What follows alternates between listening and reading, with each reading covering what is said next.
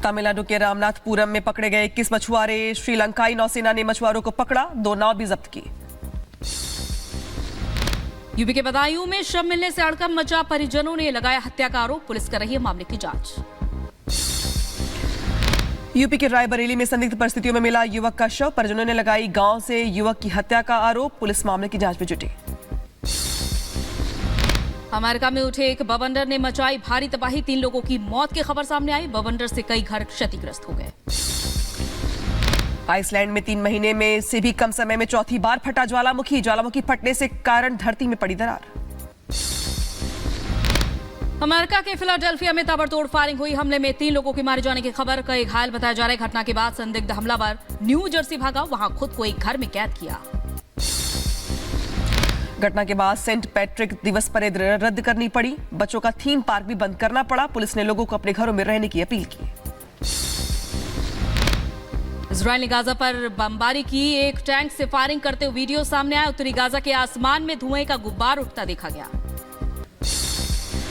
Ukraine के बंदरगाह शहर ओडेसा में ड्रोन हमले में कई घर तबाह हो गए, मलबे को हटाने में जुटे बचाव कर्मी। रूसी ड्रोन हमले में 21 लोगों के मारे जाने की खबर। रूसी शहर बेलगोरोड पर यूक्रेन की गोलीबारी में 2 लोगों की मौत, 3 लोगों के घायल होने की खबर। रूसी रक्षा मंत्रालय का दावा, बैलिस्टिक मिसाइल यूक्रेनी सैनिकों ने हमला किया है।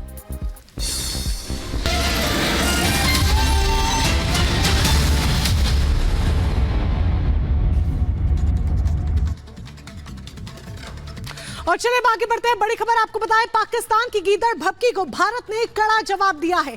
बड़ा मुद्दा उठाया गया जिसमें राम मंदिर का मुद्दा शामिल रहा, सीएए का मुद्दा शामिल रहा। भारत की स्थायी प्रतिनिधि रुचिरा कंबोज ने पाकिस्तान को जमकर लताड़ लगाई। उन्होंने कहा पाकिस्तान में माइनॉरिटीज के साथ भेदभाव होता है, जबकि भारत में सबके साथ एक समान व्यवहार किया जाता है। बड़ी जानकारी यहाँ पर आप तक पहुंचा रहे, पाकिस्तान की गीदड़ भपकी को जवाब मिला है। भारत ने जवाब दिया है यूएन के मंच पर।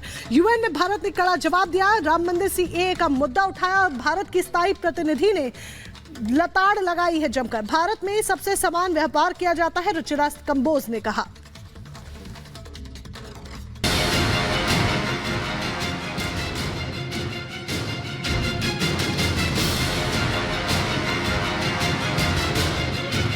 दुनिया भर के अंतर्राष्ट्रीय मंचों पर पिट रखे पाकिस्तान की बौखलाहट बढ़ती जा रही है। इसी बौखलाहट का असर है कि वो अपनी हरकतों से बाज नहीं आ रहा है।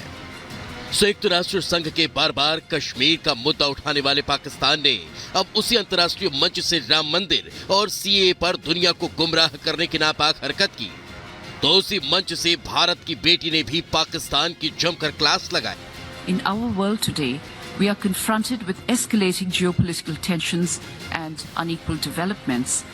संयुक्त राष्ट्र संघ में संयुक्त राष्ट्र महासभा में इस्लामोफोबिया से निपटने को लेकर पाकिस्तान ने एक प्रस्ताव पेश किया था, जिस पर वोटिंग सेशन चल रहा था। इसी दौरान पाकिस्तानी राजदूत मुनीर अकरम ने राम मंदिर और सीएए का मुद्दा उठाया और राम मंदिर का विरोध किया, तो मुनीर की क्लास लगाने में रुचिरा कंबोज ने भी देरी नहीं की। मेरे देश से संबंधित मामलों पर इस पाकिस्तानी प्रतिनिधिमंडल सीमित और गुमराह दृष्टिकोण से रूबरू होना वास्तव में दुर्भाग्यपूर्ण है। खासकर ऐसे समय पर महासभा में यह जिक्र छेड़ा है जब ये ऐसे मामले पर विचार कर रही है जिसमें सभी सदस्यों ने ज्ञानवर्धक, गहन और वैश्विक दृष्टिकोण पेश करने की उम्मीद की जा रही है। शायद प्रतिनिधिमंडल को इसमें महारत हासिल नहीं है। अंतर्राष्ट्रीय मंच पर एक बार फिर अपनी नापाक कोशिश करने वाला पाकिस्तान शायद ये भूल गया था कि जब राम मंदिर में प्राण प्रतिष्ठा हुई, जब हिंदुस्तान में सीएए कानून पास हुआ, तो उसी के मुल्क में मोदी के पक्ष में नारे लगाए जा रहे थे। अंतर्राष्ट्रीय मंच पर भारत के खिलाफ जहर उगलने की पाकिस्तान की नापाक हरकत कोई नई बात नहीं है। सदन में इस्लामोफोबिया पर चर्चा उसी का नतीजा था, जिसे महत्वपूर्ण बताते हुए रुचिरा कंबोज पाकिस्तान की जमकर क्लास लगाती और इस्लामोफोबिया को लेकर पाठ भी पढ़ाती नजर आई। रुचिरा कंबोज ने कहा, केवल एक धर्म के बजाय हिंदू, बौद्ध, सिख, हिंसा और भेदभाव का सामना करने वाले अन्य धर्मों के खिलाफ धार्मिक भय, व्यापकता को भी स्वीकार करना चाहिए। ये स्वीकार करना जरूरी है कि इस तरह का फोबिया अब्राहिमी धर्मों से परे भी फैला हुआ है। पाकिस्तान के हालात किसी से छिपे नहीं हैं, जहां लोगों को 2 वक्त की रोटी नसीब होना भी मुश्किल हो रहा है। जो पाकिस्तान कटोरा ले भीख मांगता फिरता है, वो अक्सर इस तरह की नापाक हरकत की कोशिश करता रहा है। जब जब पाकिस्तान की किरकिरी होती है, वो अपने आवाम का ध्यान भटकाने के लिए भारत के खिलाफ जहर उगलना शुरू कर देता है। Bureau report, Republic Bharat. और अब बात सीएए पर मचे सियासी संग्राम की। देश भर में सीएए पर अधिसूचना जारी होने के बाद सियासत चरम पर है। विपक्ष इसे मोदी सरकार की चुनावी चाल बताते नहीं थक रहा है, जबकि सुप्रीम कोर्ट से लेकर सड़क तक विपक्षी इसे लेकर हमलावर है। एआईएमआईएम अध्यक्ष असदुद्दीन ओवैसी ने सुप्रीम कोर्ट में याचिका दायर की है। क्या है पूरी खबर, देखिए इस रिपोर्ट में।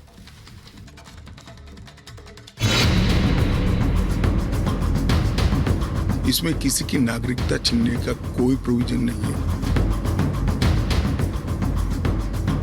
मोदी हुकूमत ने CAA के रूल्स बना दिए हैं, तो ये बड़ा ही नाइंसाफी होगी उन मुसलमानों के लिए जिनका नाम नहीं आया।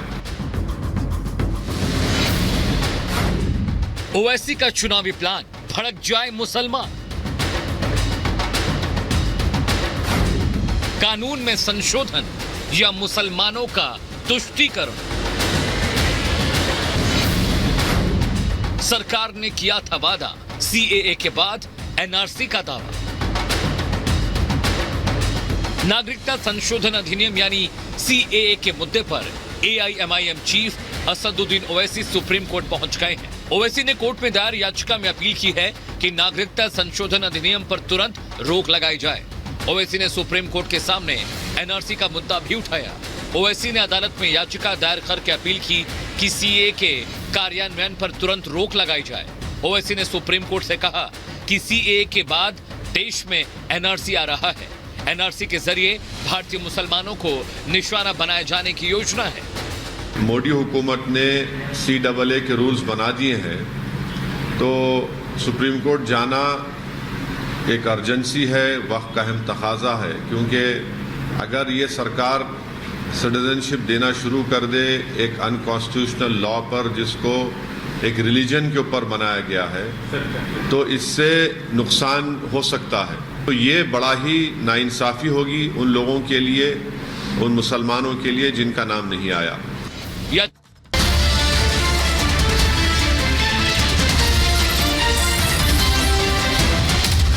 रुपया घंटे वाले, 1 घंटा जिसका किराया 20 लाख रुपया है, वो जहाज के पैसे कौन देता था? जो अरविंद केजरीवाल कल कह रहे थे। सवाल तमाम है, लेकिन सवालों का जवाब। और आम आदमी पार्टी कानूनी प्रक्रिया का सम्मान करती है, तो कल की जो तय तारीख थी उस पे अरविंद केजरीवाल जी कोर्ट गए। उन्होंने भारतीय जनता पार्टी के सभी नेताओं को जवाब दे दिया, जो बार बार कह रहे थे कि अरविंद केजरीवाल जी कोर्ट से भाग रहे हैं, जो बार बार कह रहे थे कि अरविंद केजरीवाल जी ईडी से भाग रहे हैं। कल दिल्ली के मुख्यमंत्री अरविंद केजरीवाल जी ने उनका मुंह बंद कर दिया। उनका मुंह बंद कर दिया रोज एवेन्यू कोर्ट ने अरविंद केजरीवाल जी को कल सुबह जमानत देकर। तो जो भारतीय जनता पार्टी के नेता बार बार प्रेस कॉन्फ्रेंस कर रहे थे, कह रहे थे कि जी भाग रहे हैं, गिरफ्तार होंगे, कल उनको अपना जवाब मिल गया। अब कानूनी प्रक्रिया की शुरुआत होगी। अब उस पूरे केस पर बहस होगी। अब राउज एवेन्यू कोर्ट इस बात को एग्जामिन करेगा कि जो समन ईडी अरविंद केजरीवाल जी को भेज रही है, क्या वो समन कानूनी है या वो समन गैर कानूनी है? क्या अरविंद केजरीवाल जी को उस समन पे जाना होगा या उनको नहीं जाना होगा? अब इस पूरे मसले पर कानूनी बहस शुरू होगी। लेकिन भारतीय जनता पार्टी और मोदी जी कानूनी प्रक्रिया का तो सम्मान करते नहीं हैं। वो इस बात का इंतजार नहीं कर रहे हैं कि इस कानूनी प्रक्रिया का क्या निष्कर्ष निकलेगा, कोर्ट क्या फैसला देगी। उनको कानून से कोई मतलब नहीं है, उन्हें इन्वेस्टिगेशन से कोई मतलब नहीं है, उन्हें जस्टिस से कोई मतलब नहीं है, और उन्हें इन्वेस्टिगेशन से, जांच से सच्चाई क्या है ये पता चले, इससे कोई मतलब नहीं है। प्रधानमंत्री नरेंद्र मोदी जी को सिर्फ एक चीज से मतलब है कि किसी ना किसी तरीके से चुनाव से पहले अरविंद केजरीवाल को जेल में डाल दो, अरविंद केजरीवाल को कैंपेन करने से रोक दो। सिर्फ यही प्रधानमंत्री नरेंद्र मोदी जी, उनकी भारतीय जनता पार्टी और उनकी ईडी